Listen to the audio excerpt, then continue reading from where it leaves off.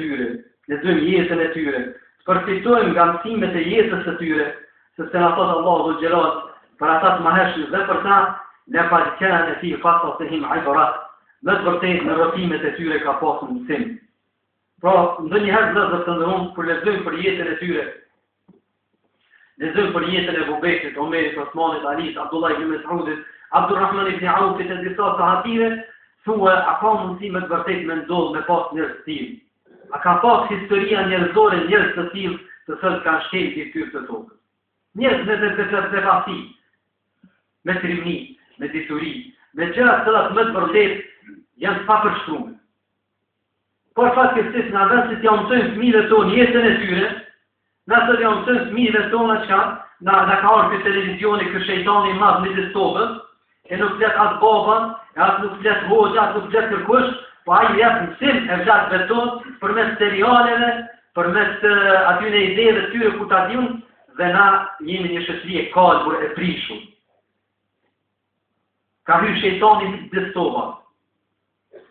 Që inshallah do të flas një herë një ligjërat veçantë për këtë shejtan të madh, i cili është shumë i madh dhe shumë i rrezikshëm në shtëpia tonë.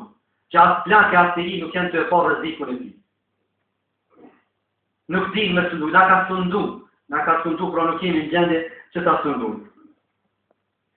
Por se do të jeta atyre të mësohen, mënyra jetës së tyre kështu më. Edhe fundit që po dëshirojmë të thonë për sot është që të punojmë për përhapjen e jetës së tyre, mënyrës së jetës së tyre, dhe t'ja u shpjegojmë vlerën e tyre njerëzimi. Është prej imanit, është prej dashurisë pejgamberit sallallahu alaihi wasallam që të përhapet jeta e tyre. Inshallah taala, nëse kemi ymër në ditët e ardhme, do ta vazhdojmë edhe pak me këtë çështje që të shpjegojmë disa gjëra që na ndërlidhen me këtë, me lutje Allahu xhelal, që si drejtoj të humburit tonë, të shëroj smurit tonë, na drejtoj neve në çantim rrugën e drejtë popullin tonë dhe gjithë umetin e tij. Ja Allah, ata që na mendojnë dhe nëse keqe neve, teston, vendit tonë, apo vendeve të tjera muslimane, bëri ata që ka kursojnë vetën dhe durët e tyre.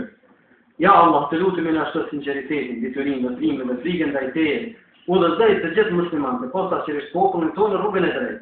Ja Allah, të lutemi që rinin tonë mashkull e femër, të mbrojsh nga çdo devijim e drevi, cilën nga mashtrimet e armiqve të fesë islame, mbroj ata nga të gjitha dukuritë të shëntura të kësaj kohe. Ja Allah, na dhuro atë imani dhe bindje pas të cilave nuk ka mosbesim. Na dhuro atë rahmeti me cilën do të arrijmë shkallën e fisnikrimit që në këtë dynjë dhe në ahiret. Ja Allah, ne nga ti kërkojmë pozitat e shahidëve, jetën e të lumtur dhe fitoren kundër armiqve. Ja Allah, përcaktona për udhëhet tonë më të mirë nga mesi ynë, e mos e jetë na udhëhesin të këqitet pa moranshme, se dhe na i bë prisa ata që ta kanë frikën ty, dhe që neve na mëshirojnë, e mos na nështërot të shkak i gjunave tona, ndaj atyre që ty nuk frikon as neve nuk na mëshirojnë. Ja Allah, udhëhesit më shumë se dietarët dhe xhallarët tonë, si dhe ndihmoje për të drejtuar ushtrinë e politikën tonë.